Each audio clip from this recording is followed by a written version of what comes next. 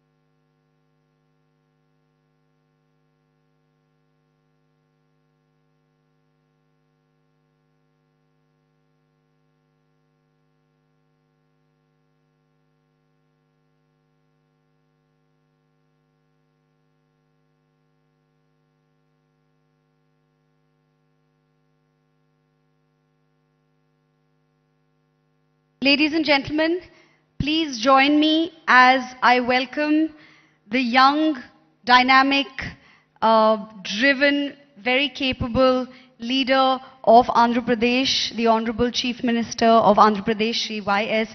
Jagan Mohan Reddy Garu, who works tirelessly for his people, not resting a moment to celebrate what has been achieved and moving on effortlessly to the next endeavor for the betterment of the state of Andhra Pradesh and thereby the well-being of the people of Andhra Pradesh.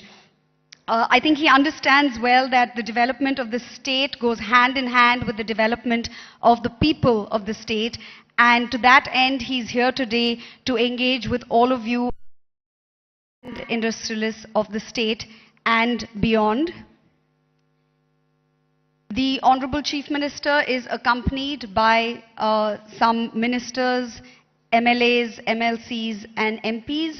Some of the ministers are Srimati Virdala Rajani Garu, Honorable Minister for Health and Family Welfare District in charge, Sri Adimulapu Suresh Garu, Honorable MAUD Minister, Sri VIVIFY Subbareddy Garu, Honorable ex-MP and TTD Chairman, Sri Karnam Dharmasri Garu, Honorable Whip, Sri Botsa Satyanarayana Garu, Honorable Education Minister, Srimati Golagani Harivenkata Kumari Garu, Honorable Mayor of Visakha. These are the ministers accompanying the Chief Minister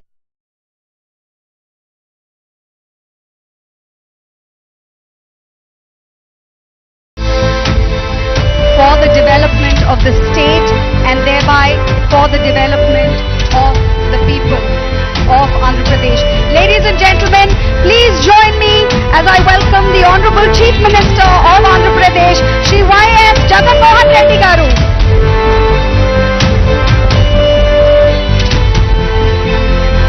Thank you very much, sir, for joining us.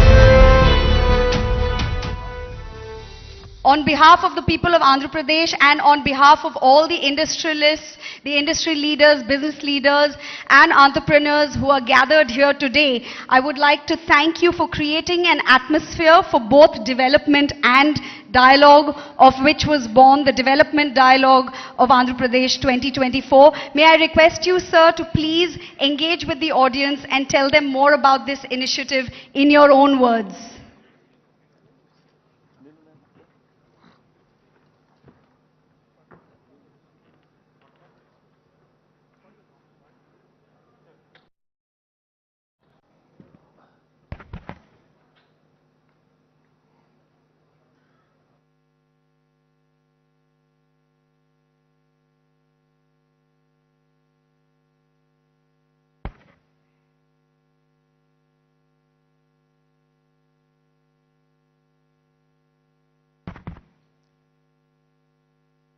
Distinguished industry leaders, colleagues in the state cabinet and esteemed guests.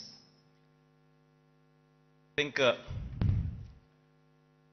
Telugu, koncham English, I think I'll go together. Because, target audience is just not some of the people present here. But I'd like to take this message all across the state of Andhra Pradesh. So a little bit of a mix and balance between English and Telugu would be the pitch that I would be taking.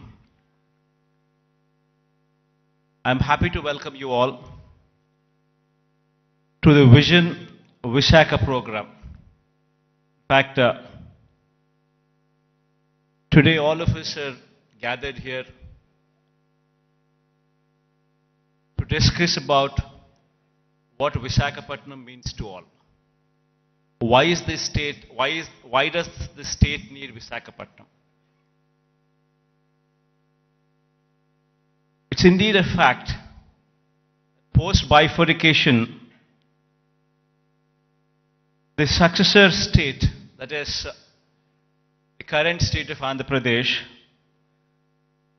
has rendered a more an agrarian one. In fact, if one were to compare the figures of what the average contribution of primary sector into GSDP were to be at the national level, when compared to the agriculture sector, we would come across a figure of 17 to 18% at the national level. Whereas when it comes to our state, we're talking about a figure of 35%. On one side, it is a projection that we are an agrarian state. But on the other side, it poses a challenge that no state can survive with these numbers until and unless the secondary and the tertiary sectors grow. And the contribution of the primary sector, that the agriculture sector, comes down. That means the growth should take place in such a way that the secondary sector and the tertiary sector continues to grow in a much faster pace than the agriculture sector. Only then we would be in a position to address the challenges that are posed. Only then you would see better growth rates. Only then you would see a situation where you can talk about economic boost. In fact, so much so is the challenge posed by the bifurcation that in fact we have lost out on Hyderabad. Now why is it that Hyderabad is so very important to us? And why is it that we losing Hyderabad has an impact on the state? Every state, for it to progress, you need to have an economic engine.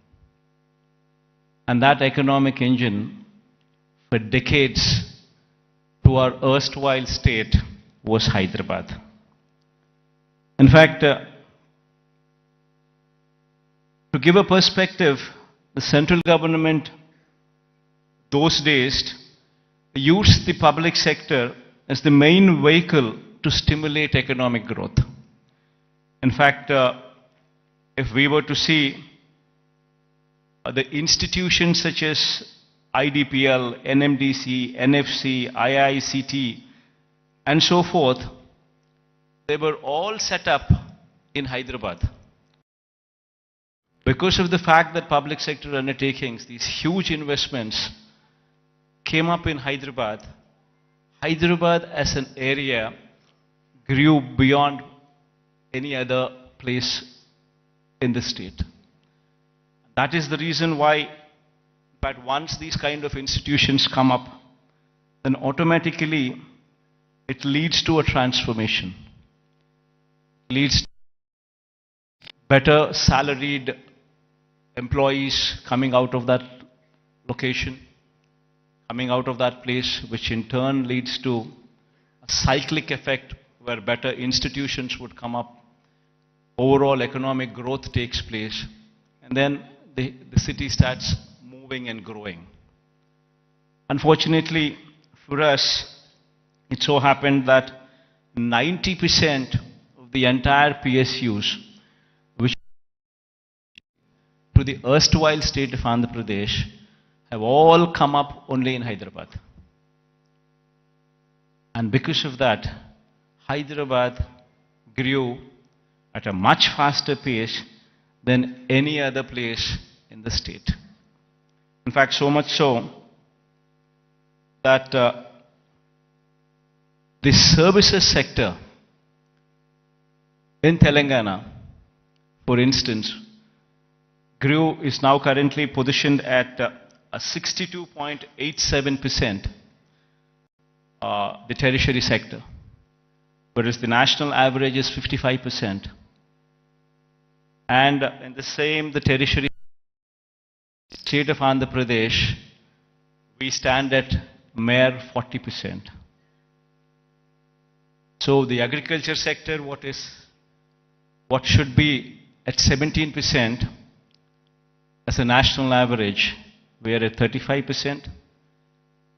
the services sector, which is the tertiary sector, which should have actually been at 55%, which is the national average, we are at 40%, whereas Telangana is at 62.87% of the state's GSDP comes from just the services sector, that is the tertiary sector, and predominantly from Hyderabad.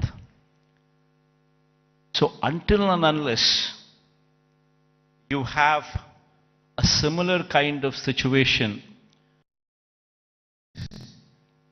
the Andhra Pradesh's economy, we will never see the services, the rise of the services sector. It's only the manufacturing sector that is, we are on par with the national average, which is 25%, which is the secondary sector. But there is a huge thrust that should be put in the tertiary sector, which should grow leaps and bounds, which is the services sector. And our dependence on agriculture gradually should come down, per se not meaning to say that the growth should come down. The growth in agriculture sector is per se not much. You do not see the kind of numbers what you see in the services sector. So it's very important for any particular state to grow. It's very important that the secondary sector, that is the services sector, that is the tertiary sector, should grow leaps and bounds. In fact, owing to this reason, the per capita income of Andhra Pradesh, if one were to compare with Telangana, is only 2,19,518. When compared to the figures of those in Telangana, you would see 3,12,398 for the year 2022. This is the per capita income. Predominantly it is coming from Hyderabad. The reason why I'm saying this is, we would have to have a balanced growth. We would have to harness the strengths that we have. We have a huge coastline of our second largest coastline, in fact, in the country. 974 kilometers of coastline. Now, this is one potential that we need to harness to ensure that we have an economy which is port-led economy, which would support the manufacturing side. While we support the manufacturing side through port-led development, developing our 974-kilometer coastline with various nodes, industrial nodes coming up closer to the ports. While we do so, we also need to strengthen our services sector, developing Visakhapatnam, developing Vizag. It's got to be a mix of both. Only then we would see this kind of growth rate.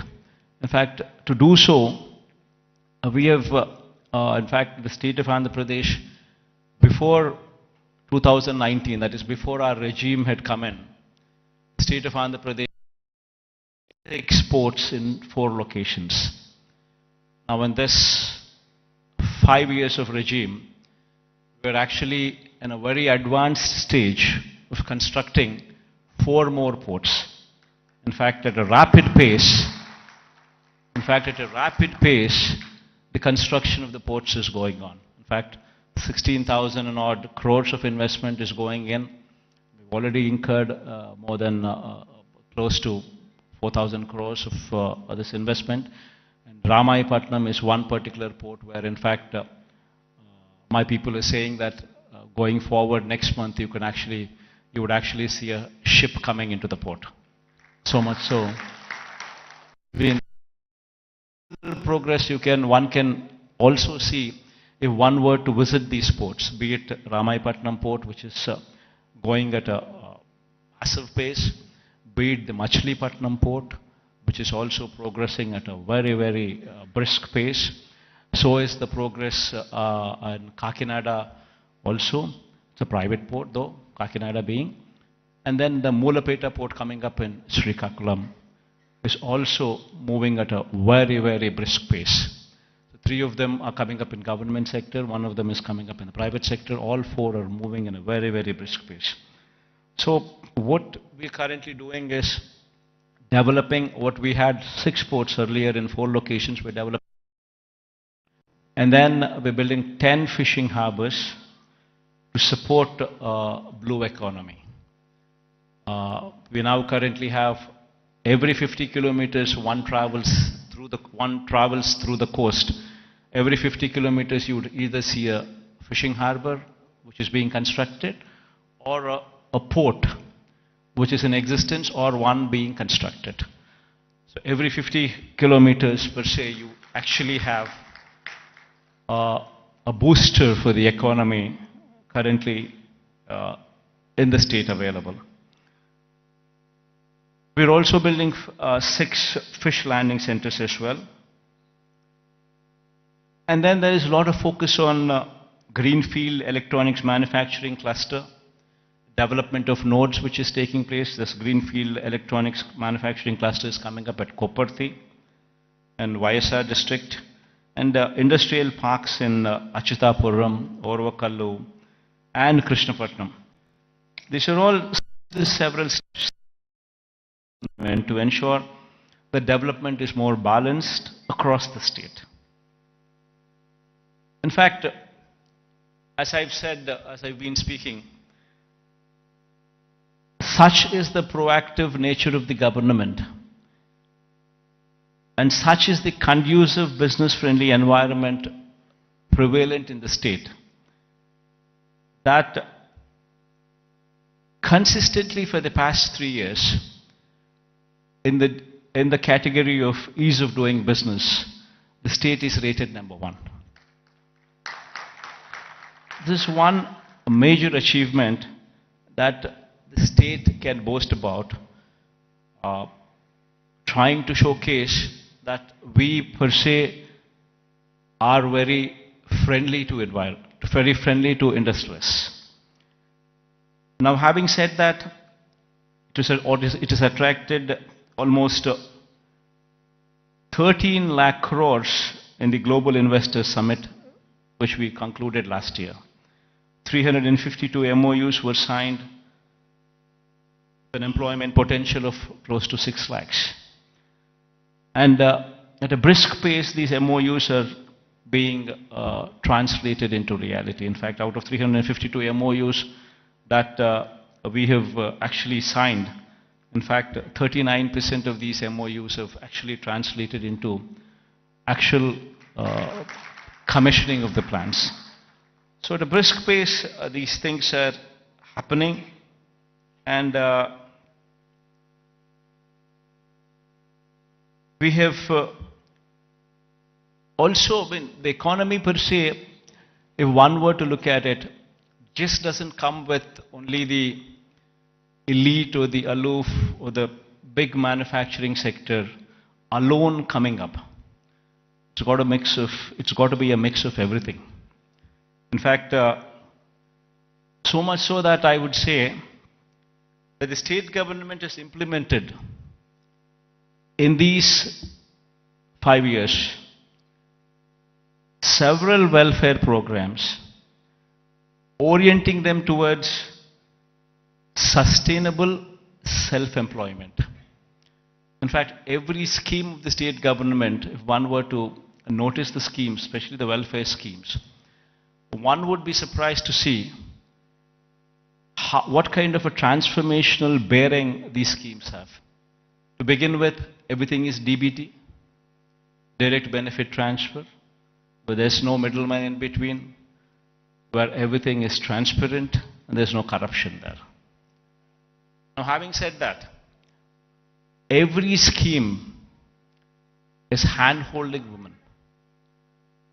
So much so that every scheme is translating.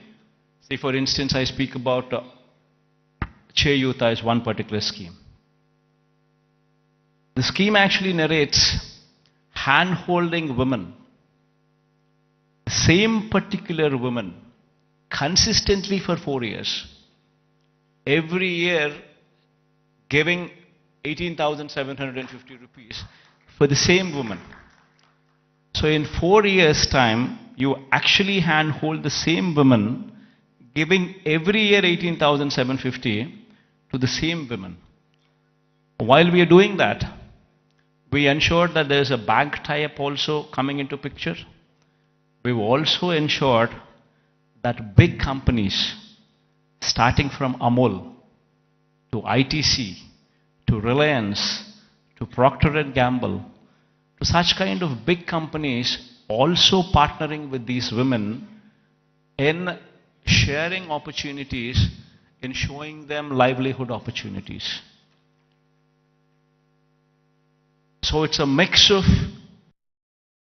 the same women so that these women stand on their feet. Likewise, if one were to see every scheme that the state government has been undertaking in these 5 years, every scheme is a combination of livelihood opportunities, either provided to strengthen the current existing livelihood opportunities or to create new ones. In fact, if one were to actually look at how the employment cycle goes, most of the employment cycle doesn't come from government employment. Government employment per se, before we had come in, probably we had 4 lakh jobs in government sector. And probably government being very proactive in actually providing for jobs could actually create another 2 lakh jobs, which is actually very high.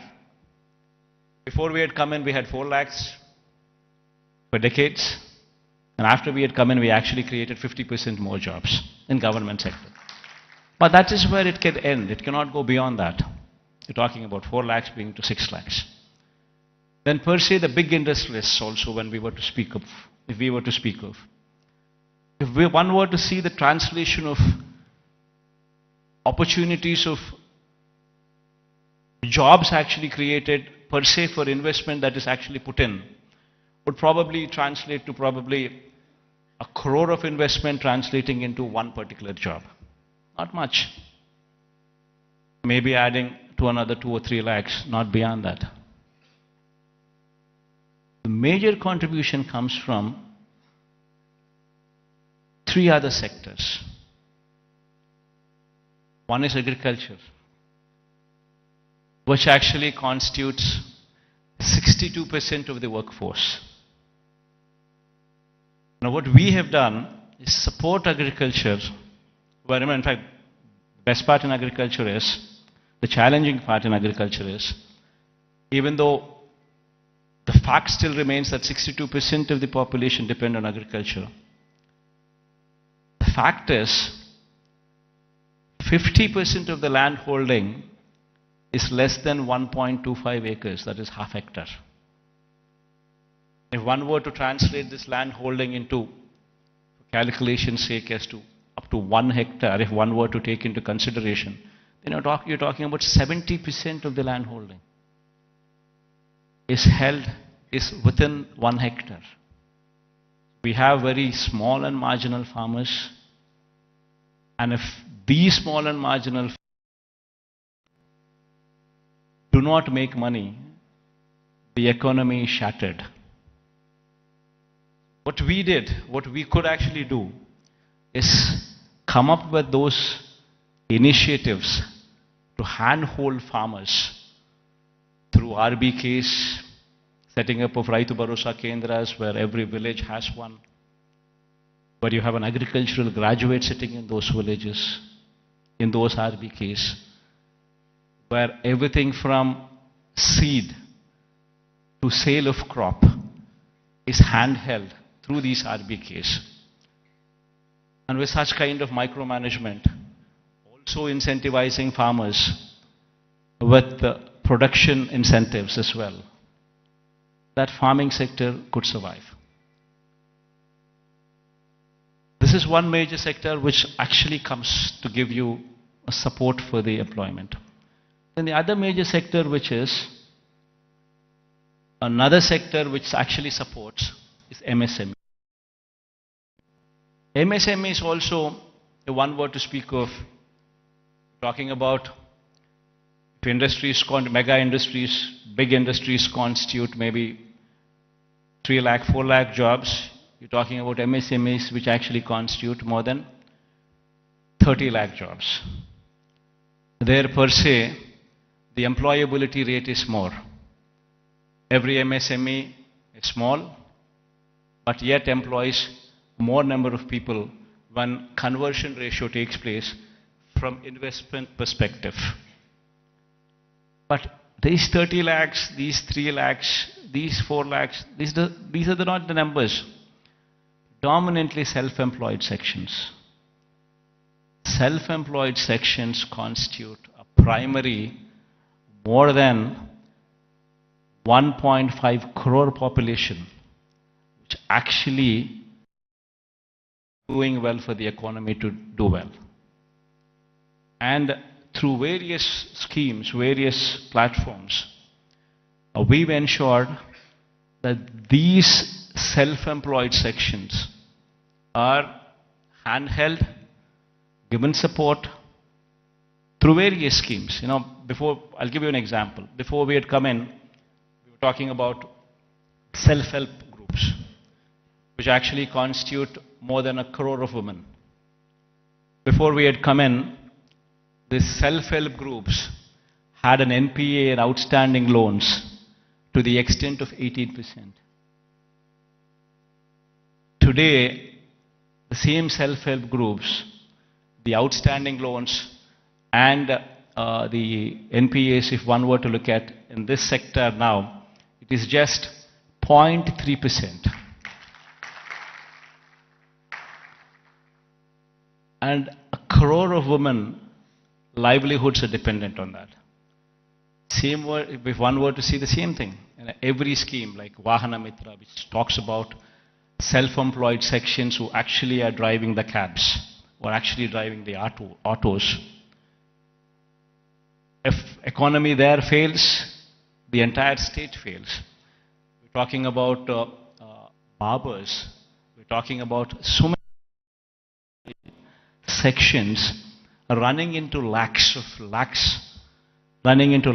and together running into crores, which actually have been supported so as to render phenomenal growth rate. In fact, when we had come in 2018-19, our state was figuring probably the least among the states in growth rate, in GSDP growth rates.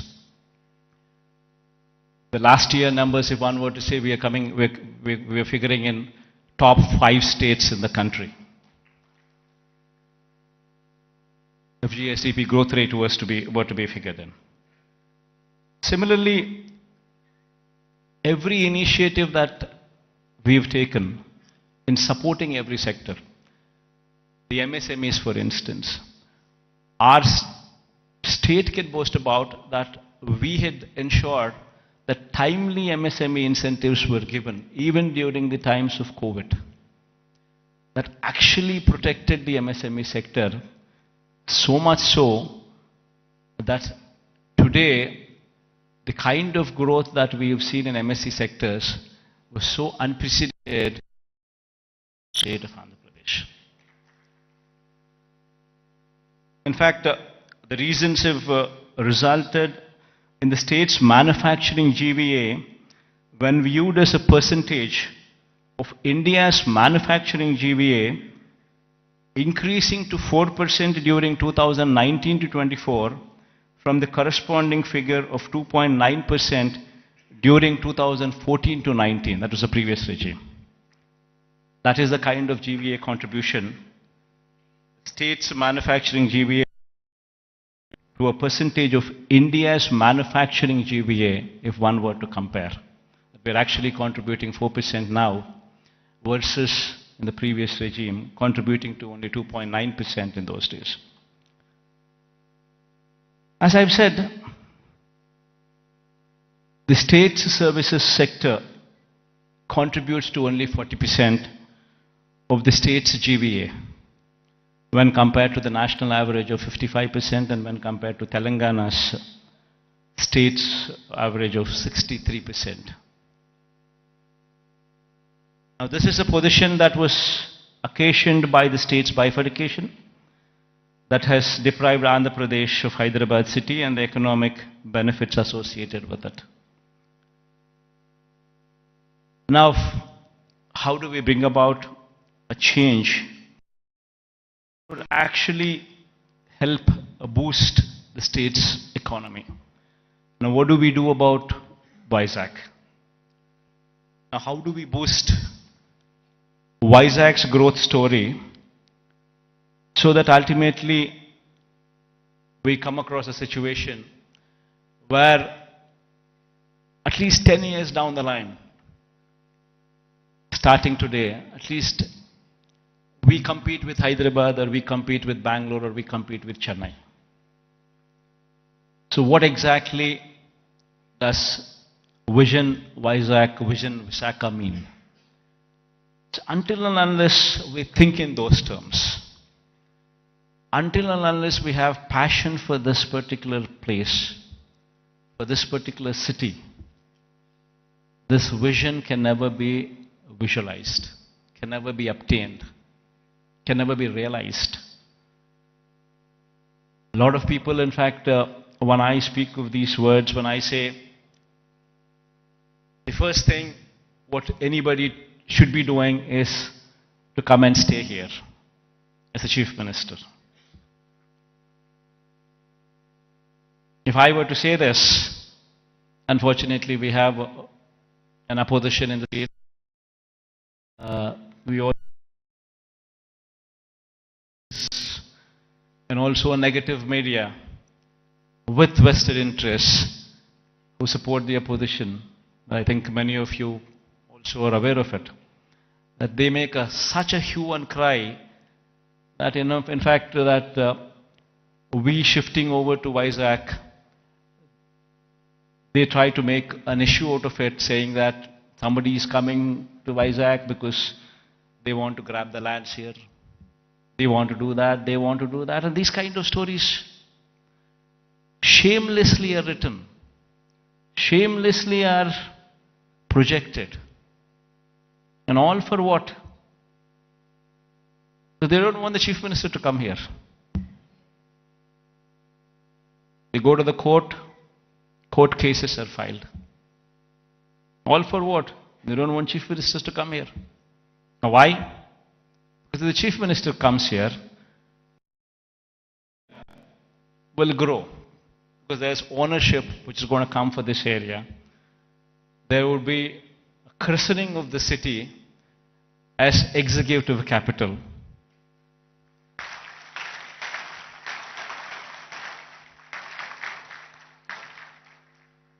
So they don't want the chief minister to come here because they have vested interests elsewhere.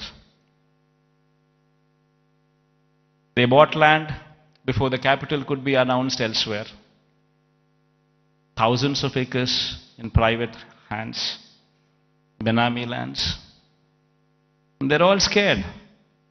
The moment this becomes the executive capital, the land rates there would further plunge. And because of this vested interest, today, Vizag has taken the beating. So going forward, I'm here to assure everybody here that there would be changes, because this is inevitable.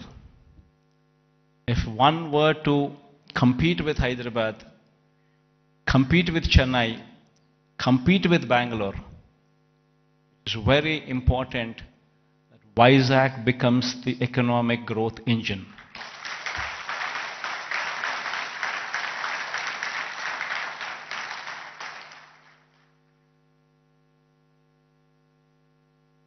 That is it. In fact, if I were to have any vested interest, probably I would be speaking about Kadapa.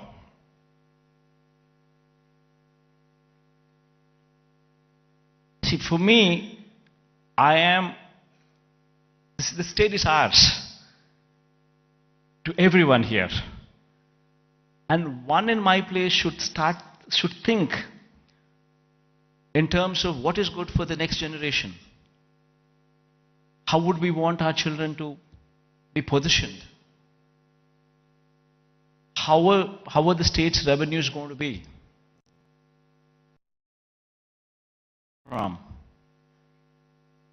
And how exactly can we boost these revenues to support the growth of Andhra Pradesh? If we do not think like this in terms of growth for Vizag, then who would think?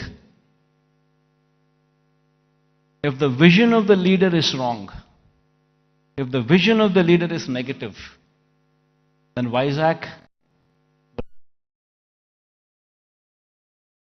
today unfortunately, only person standing for Visakhapatnam as executive capital is only me.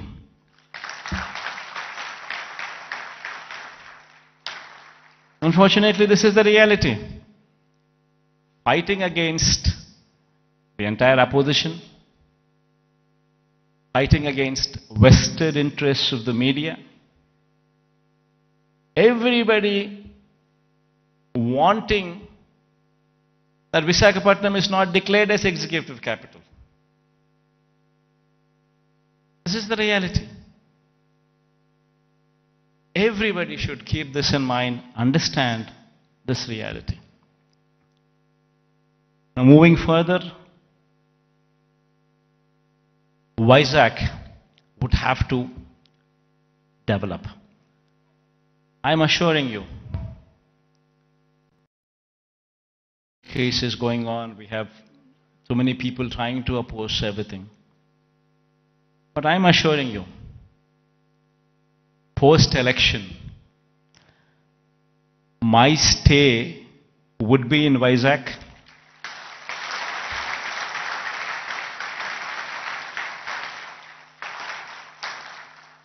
In fact, my swearing-in ceremony also would be in Vizag.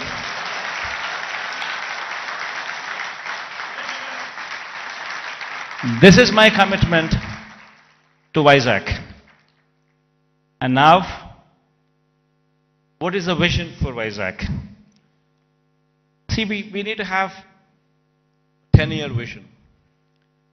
We would have to own this city,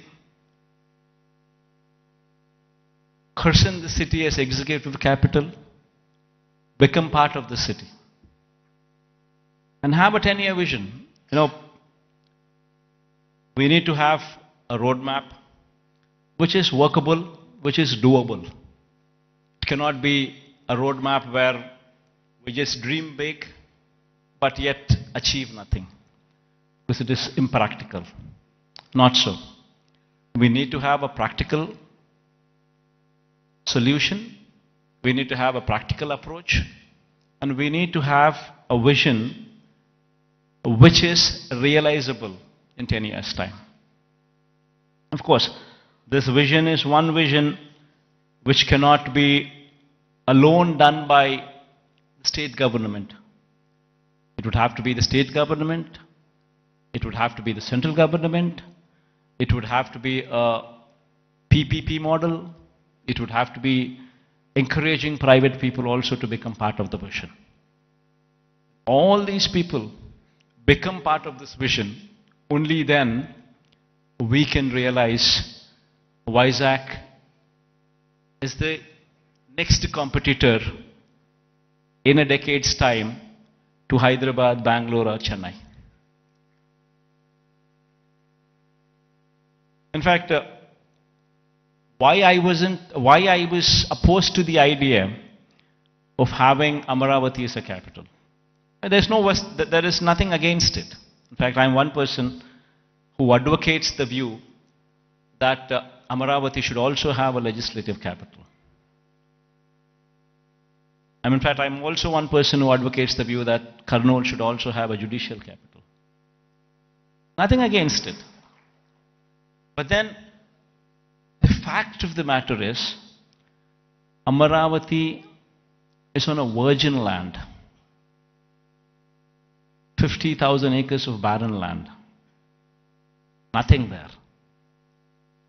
And according to them, just to provide for the basic infrastructure, that is these roads, the water, electricity, and these kind of basic infrastructure alone, according to their own calculations, with the DPR that they have produced, costs almost 2 crores per acre, which is on a 50,000 acres of barren land. If one were to just lay these basic infrastructure requirements put in place, we're talking about 1 lakh investments, 1 lakh crores of money, which would have to be put in before any buildings could come up or before we could talk about anything else other than the basic roads or the basic electricity or the basic water or the basic stuff. Now per se, does anybody have 1 lakh crores to be pumped in? And if this 1 lakh crores were to be pumped in today, it's going to cost 1 lakh crores.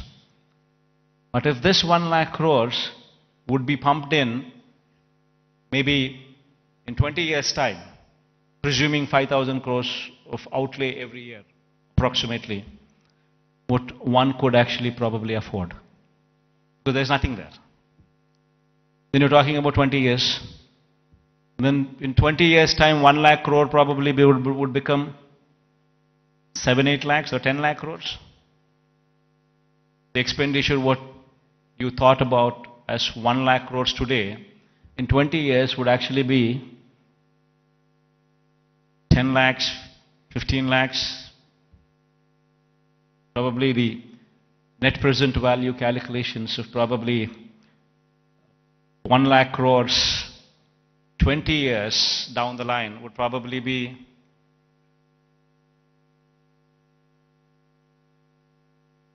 one were to calculate 1 lakh crores today, 20 years down, it would be 10 lakhs, 15 lakhs, 20 lakh crores. And which is going to be a dream chasing. You would never be anywhere. That is the reason why I say I'm nothing against it. It's only something that we can't do it. Whereas here in Vizag, we have a place which already has this basic infrastructure. We already have roads. We already have good roads. We already have electricity, good electricity. We have good water connections. We have good everything. Basic infrastructure is already put in place.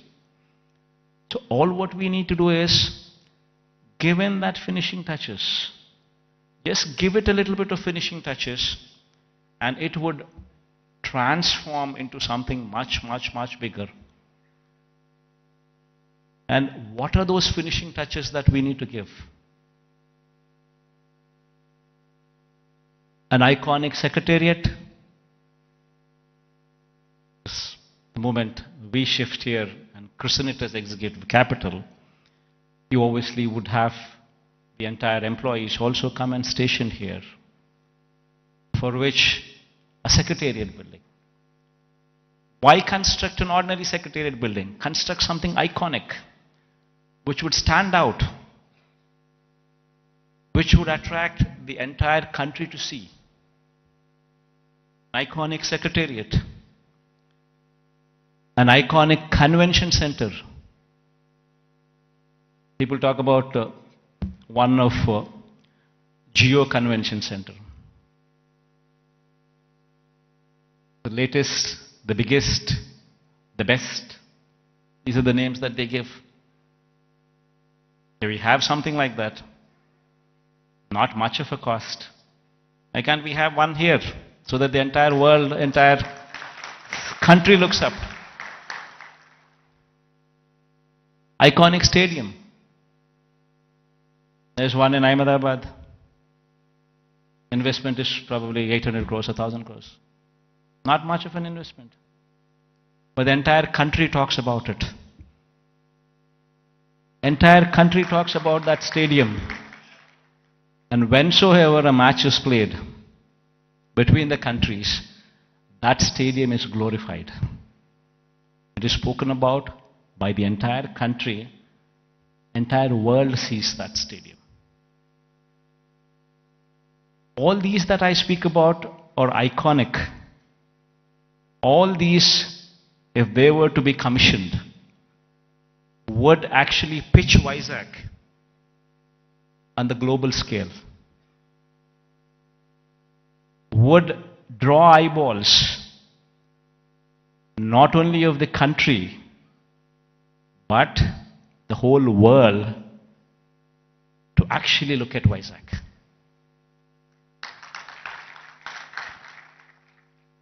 What we have envisioned for Vizag, iconic secretariat, iconic convention center, iconic stadium, Institute of Emerging Technologies. One beautiful institute wherein the talent for any emerging technologies is tutored here.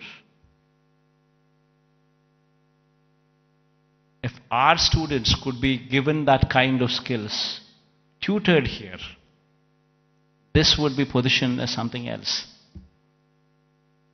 We have the Bhogapuram International Airport coming up. At a very brisk pace, the work is happening. And within the next 15 months or 18 months, this project would actually see the light of the day. It's moving at a very brisk pace. Then connectivity to the Bhogapuram International Airport. A 6-lane beach corridor road with beautiful green lawns on either side of the roads. 6-lane road to Bhogapuram International Airport. They're talking about a metro rail. Our Vizag is probably the only metro, I guess, which does not have a metro rail. So getting funds for metro rail per se, I don't think it's that difficult. Because it might cost another 40, but 60% of the funding comes in PPP model by the developer. Another 40% is to be shared by central and the state government. Central shares 20%, state shares 20% of the 14,000 crore investment. Of course, we are pushing for the entire 40% to be borne by the central government. That's a different story. But even if that doesn't happen, we're still talking about 20% contribution from the state government. And then you could actually see a 14,000 crore metro rail project also take off. Then we're building a Molapet port in Srikakulam. Within the next 1 year, the start functioning. And we have Vizag, Bhogapuram International Airport, which is 30 kilometers from the airport. And then from there, the Molapet port is just another 110 kilometers or so. So you have entire corridor from Vizag International Airport and then Molapet port. A horizontal growth corridor which could take off, which already has an existing national highway, I think 6-lane or 8-lane highway. It's already, the works are at a brisk pace. Then you have a data center with a submarine cable which is coming from Singapore. A data center, Adani is doing it. A huge investment, 27,000 crores of investment is coming there. And since it's a private investment, and Adani's are doing it, the works of the land from our side, everything that needs to be done is already done. They've already started the work, the plans are submitted. Next 5-6 years, in a staggered way, in a phased manner, they would actually ensure that this project also comes up.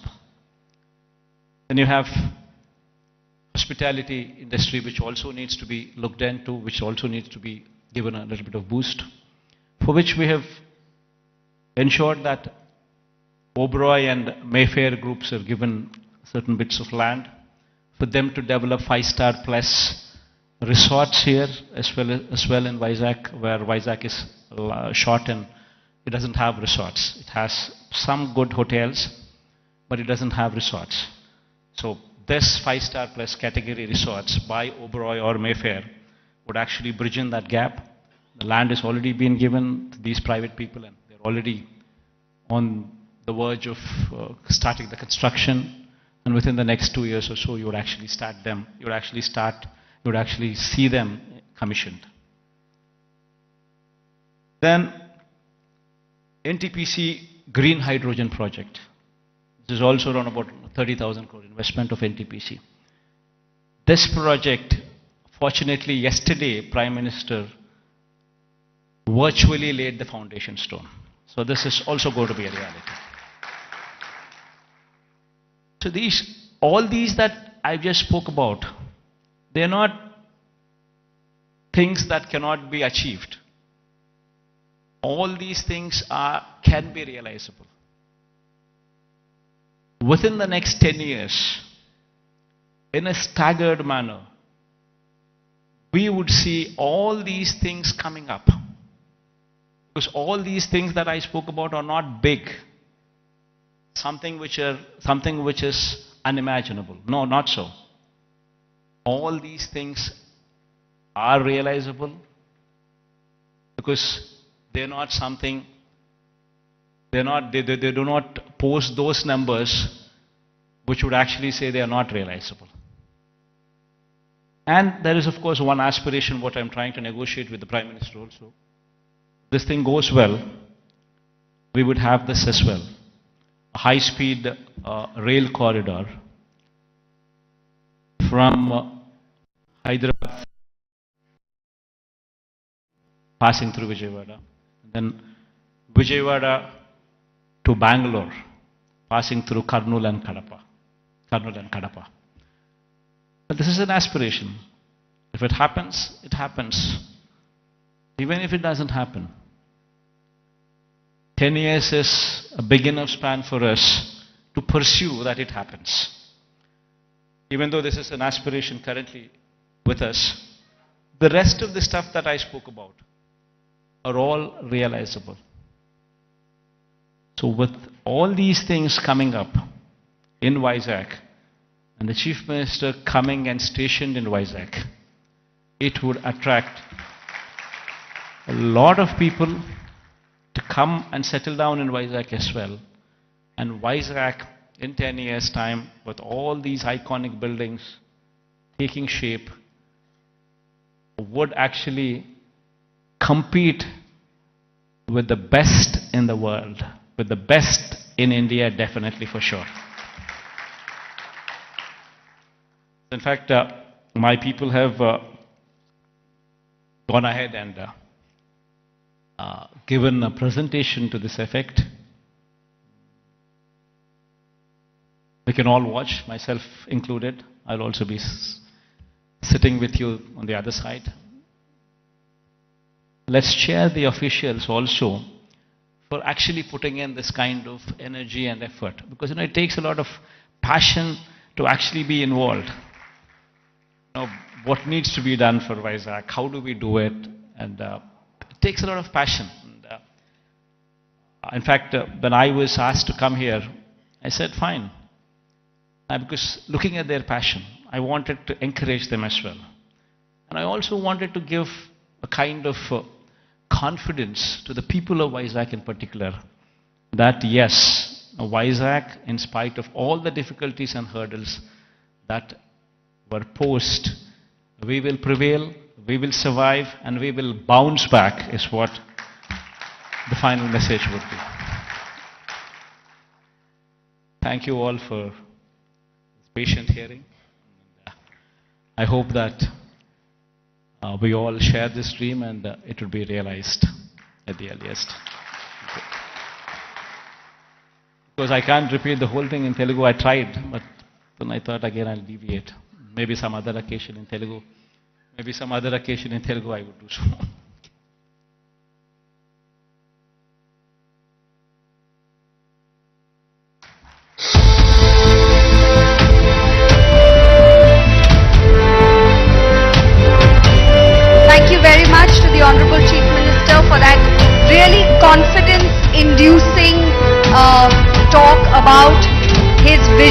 for Vishakhapatnam and thereby the development of Andhra Pradesh.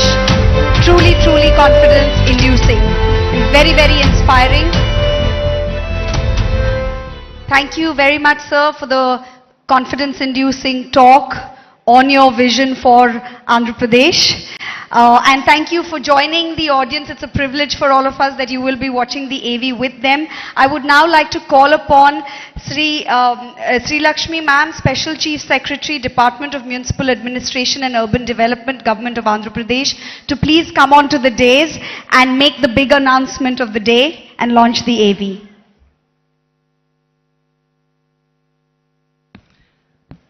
I thank the Honorable CM for his brilliant address on his vision for the development of Andhra Pradesh and Vishakhapatnam. As part of the development roadmap of the state, we now present the development plan for the next 5 years for Vishakhapatnam and its hinterland, a magnificent film titled Vision Visakha.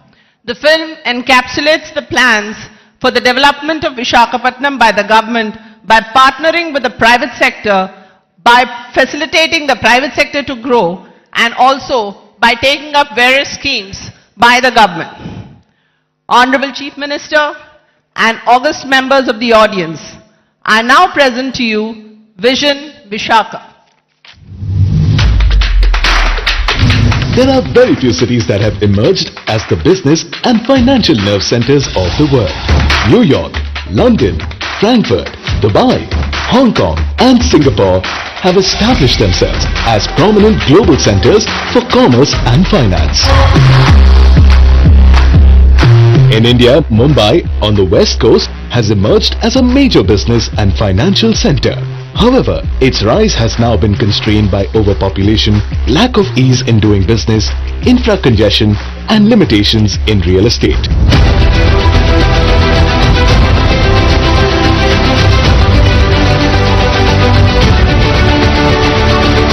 Located on the east coast of Andhra Pradesh, Vishakhapatnam now holds the potential to compete with some of the best cities in the world in developing, innovation and natural scenic wonders.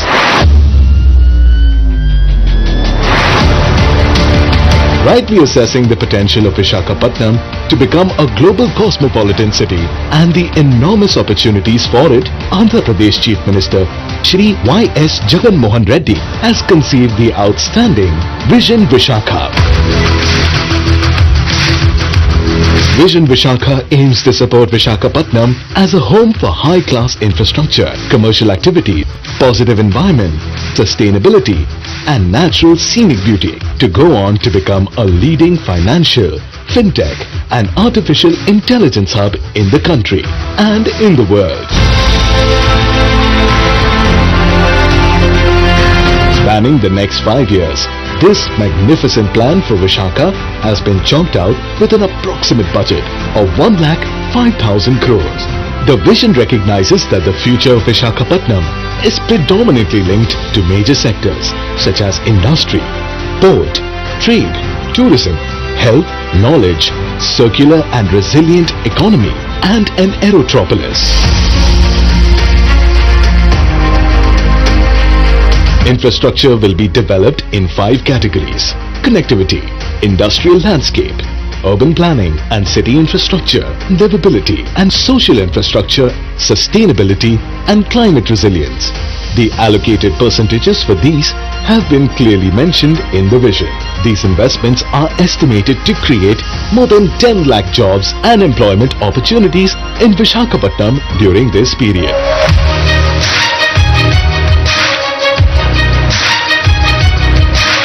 Connectivity infrastructure projects in relation to national highways include 12 flyovers, 6-lane beach corridor, 6-lane road from Sabavaram to Sheelanagar, and road construction projects from Sheelanagar to Vishakhapatnam port.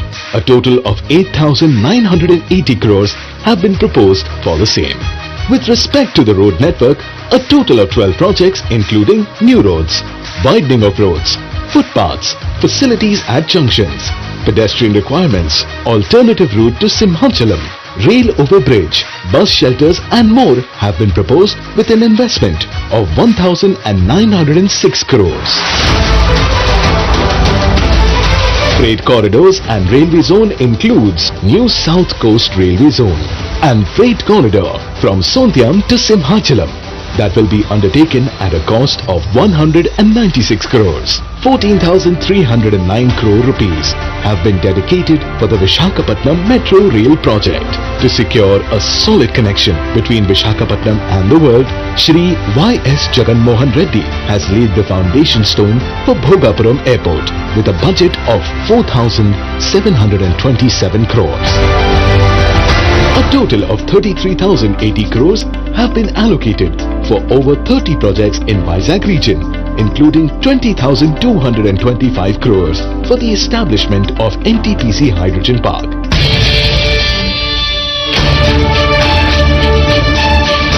To develop Vishakhapatnam as an IT hub, an integrated data center park, IT, ITES and Infosys Development Center have been proposed at Vishakhapatnam Tech Park with a budget of 25,025 crores. Through these, the Honorable Chief Minister hopes to provide direct and indirect employment to around 5 lakh people.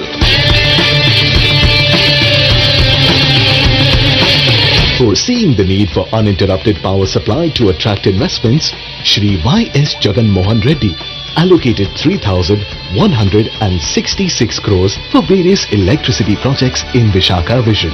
In relation to urban planning and infrastructure of the city, investments of 975 crores are dedicated for fresh water supply projects. 1,550 crores have been proposed for an underground drainage project and 153 crores are allocated for the development of stormwater drains in the city. As far as livability and social infrastructure is concerned, 100 parks will be taken up with 50 crores for the recreation and health of the citizens.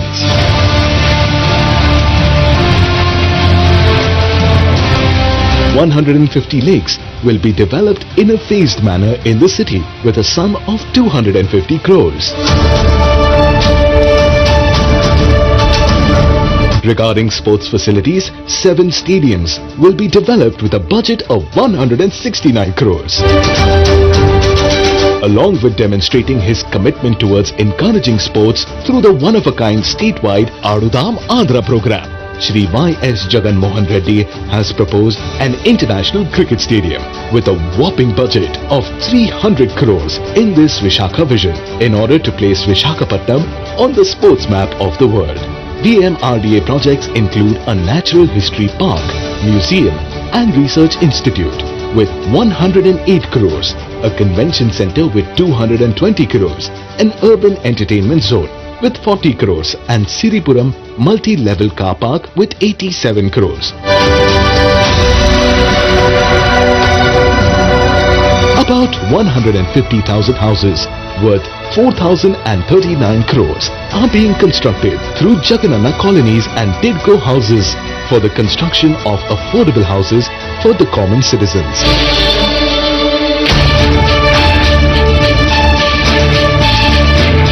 Vishakhapatnam has unlimited opportunities in the tourism sector. With more than 30 beaches to attract tourists, there is no area better than Vishakhapatnam for tourist development. Vishakhapatnam owns tourist attractions that are proposed to be developed with around 1,500 crores. Apart from that, major star hotels like Oberoi, Mayfair will also be facilitated to attract global tourists to the city.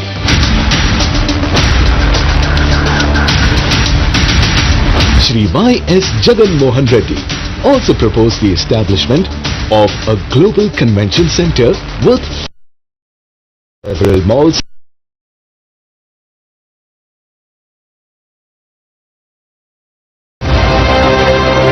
under the infrastructure for Eco Vizag, Clean Energy. 178.22 crores have been proposed for the development of Nagar Vanalu, Mudassarlova and Meghadrigadda floating solar plants, 2- and 3-wheeler electric transport projects. Chief Minister Y.S. Jagan Mohan Reddy's impeccable foresight resulted in a magnificent mission to develop Vishakhapatnam into a global city with spellbinding amenities. A successful realization of this vision is destined to make this city of destiny a remarkable cosmopolitan center in no time.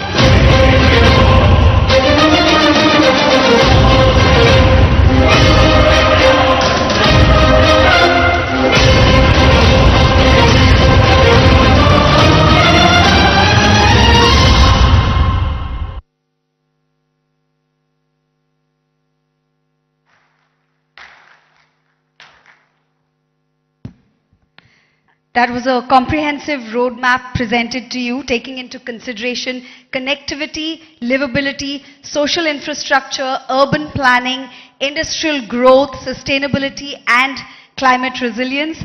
The Honorable Chief Minister of Andhra Pradesh, Shri Y.S. Jagan Reddy Garu, is well on his way to achieving Vision Visakha and many other such projects for other cities of the state as well. He has already unveiled projects worth more than 1,500 crores, as you saw in the audiovisual presentation. To serve as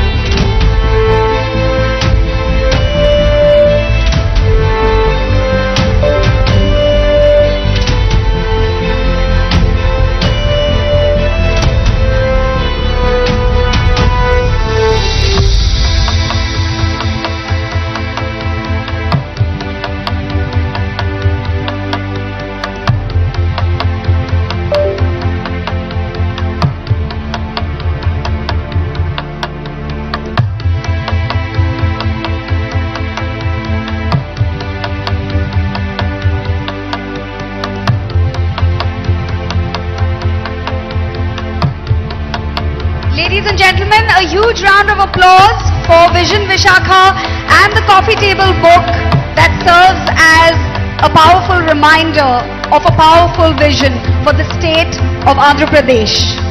Under the able leadership of the Honorable Chief Minister, Shri Y.S. Jagan Reddy Garu.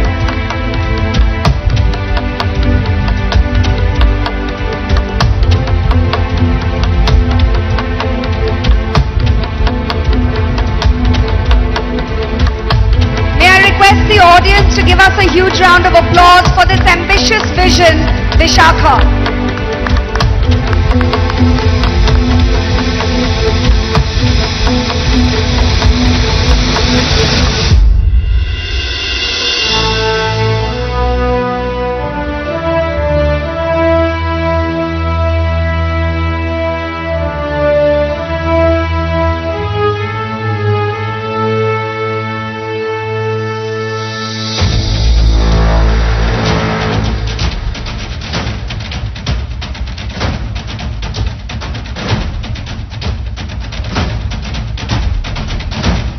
Thank you so much, sir, for inducing this audience with your confidence, your passion for your vision, Visakha.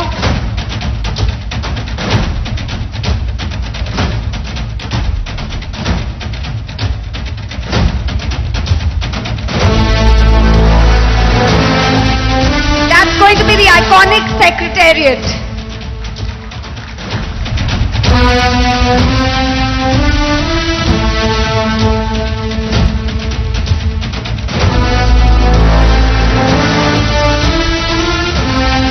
The iconic secretariat that will lure the eyes not only of the entire country but also of the entire world, as shared in Vision Visakha by the very Reddy Garu. I would also like to thank Shri Budimuttiala Naidu Garu, Deputy Chief Minister of Andhra Pradesh, Shri Gudivada Amarnath Garu, Honorable Minister of IT and Industries, Srimati Vedadala Rajani Garu, Honorable Minister of Health, District in charge, Shri Adimulapu Suresh Garu, Honorable MAUD Minister, Shri YV Subbareddy Garu, Honorable